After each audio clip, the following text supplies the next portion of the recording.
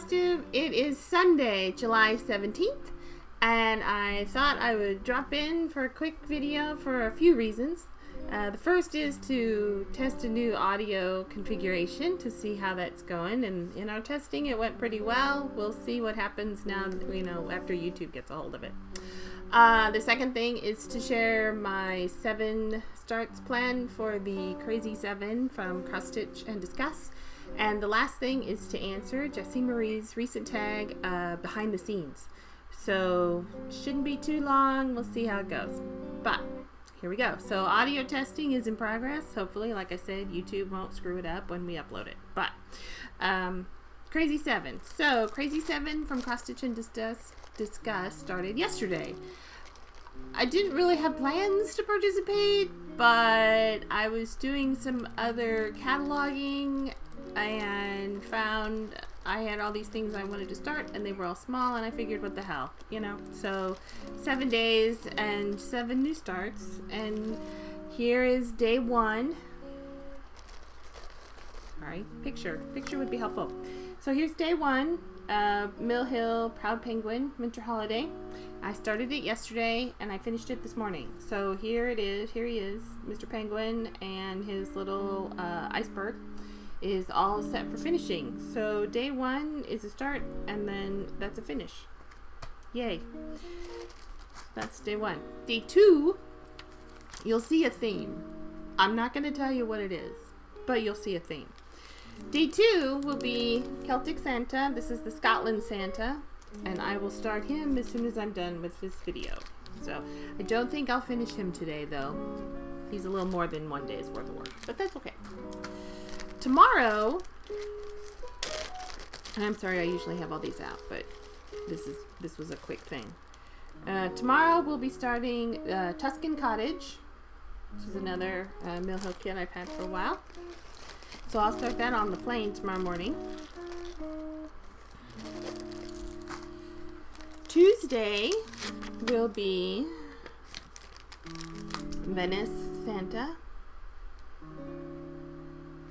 I've got my little post-its. I have a plan. The plan is basically how much stitching time I have, if I'm traveling that day. That all kind of goes into it. So Wednesday will be Captain Santa from the Seafaring Santas. Have you guessed the theme yet? I was actually cataloging how many of the Santa kits, the Mill Hill Santa kits I have, which is a number, and we'll be working to fill in the gaps, the ones that I don't. Anyway, Thursday, 7/21, will be Halloween. Another small kit.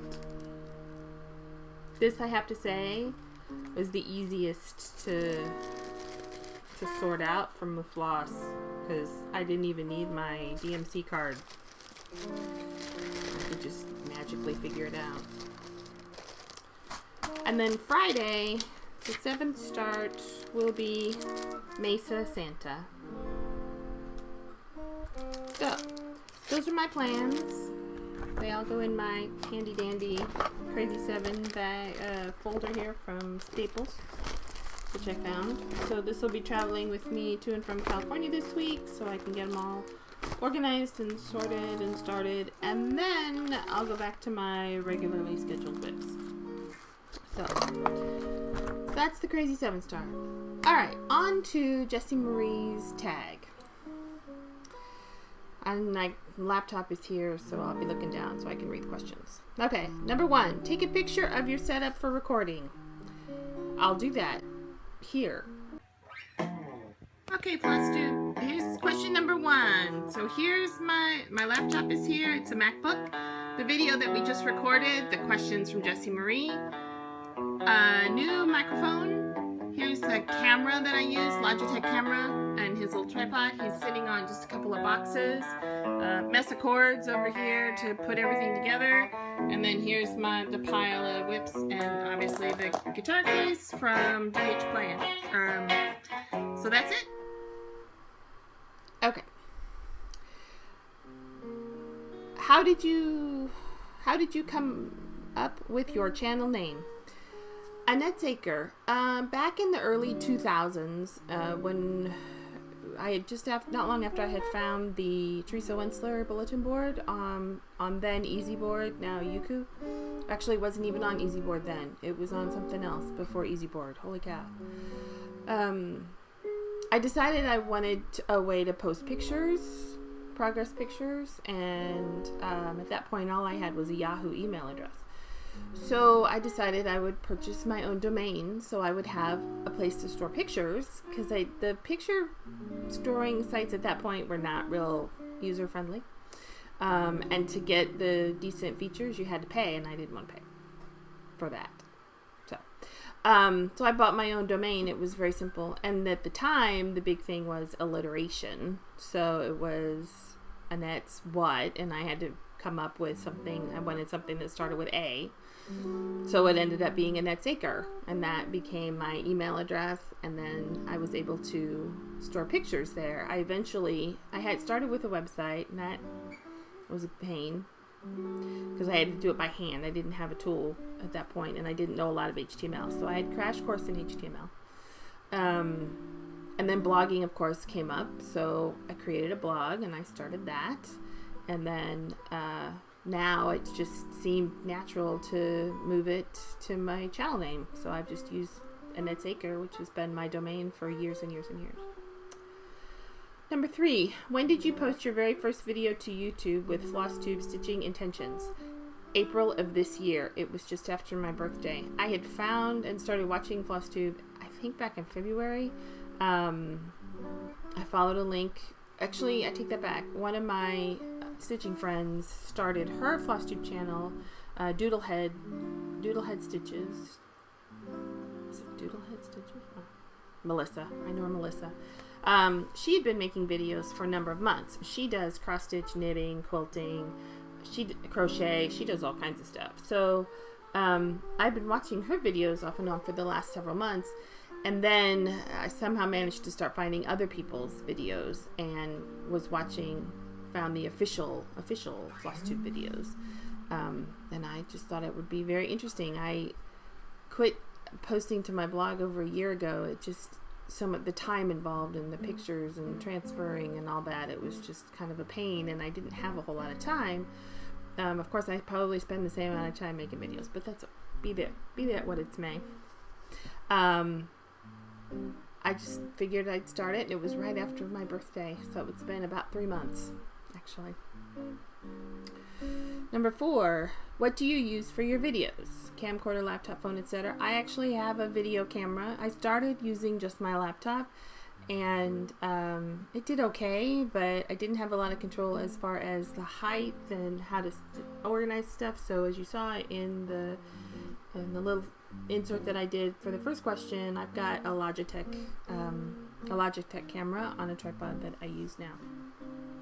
Didn't cost very much.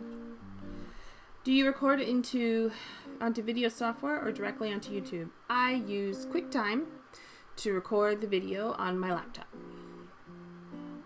6, do you edit? If so, what do you use? Yes. The videos are edited. Let me put it that way. The videos are edited. For the most part, I have a very complex editing tool that I use. It took 9 months of development. It's going to be in its 18th release next month.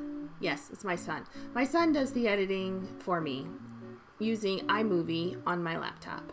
So he's the one. I'll do like the header, the cover graphic. I'll create that, and then I'll prep any pictures or videos that I need him to insert, but he's the one that stitches it all together and then magically puts it on my laptop and makes it go to YouTube. He does all that for me. I don't do that. He does it on iMovie. 7, how many takes are involved in your videos, or do you just record it all in one shot? Other than a little bit of, I might do some practice in the beginning to make sure that either my husband, the music is loud enough or the lighting is okay. Lighting is kind of on today because it's a little overcast. As you can see, I'm back in the bedroom. It's the only house that's got decent enough light and is quiet enough to do the video. But it's kind of overcast today, so I'm getting some indirect light from the window. So other than just some initial, test here, test there, I don't do any other takes per se. If things go wrong during recording, do you stop and restart or just post it? Post it. From beginning of setup to video completely uploaded to YouTube, about how long does each video take? Well, it takes me about 10, 15 minutes to get set up, and then 30 minutes-ish to do the video itself, and then maybe another 10, 15 minutes to prep whatever pictures and cover shot for Zachary to do the editing, and then it's probably a couple hours, so that's probably, 3 hours? Once I hand him the laptop and say, go forth and edit, I'm done until it actually gets posted, and I do other things for whatever I need to do, whether it be stitch or make dinner or laundry or whatever.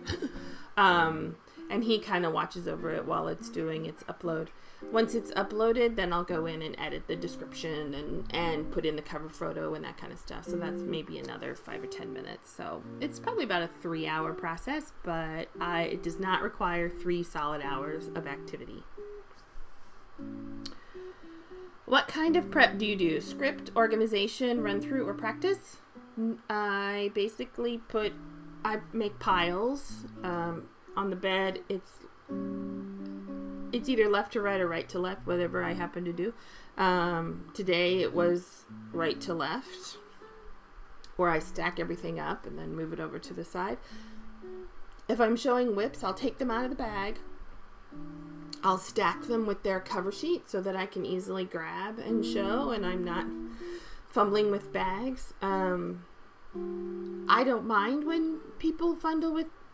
I don't mind when people are taking stuff out and putting stuff in on the video. That doesn't bother me at all. I just want it organized so I don't forget anything. I'll have, like I said, the whips will be stacked, whip and cover fabric or cover whatever, and then I'll have whatever stash I'm going to show, and then I'll have, if I'm showing other finishes, I'll have those stacked up so I can just grab a pile and go through it as part of the video. I don't necessarily do a script, but I do, if I have a lot, I think I have a lot, I'll make some notes in a notebook, and then use that as reference.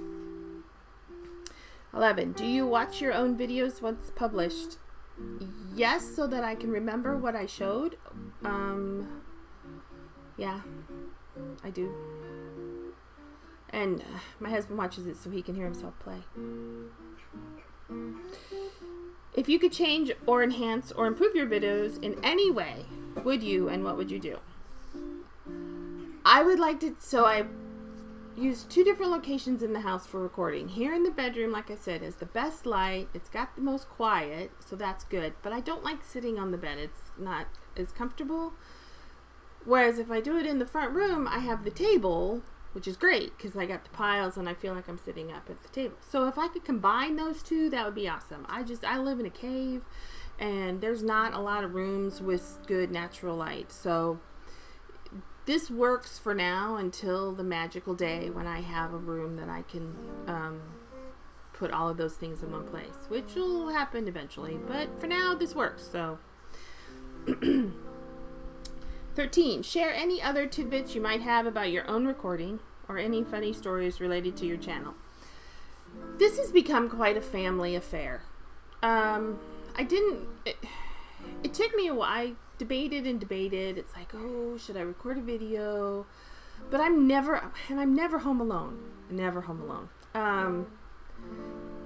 That's just it, and that's fine. I'm not complaining. But so I thought, how am I gonna do it? I don't know.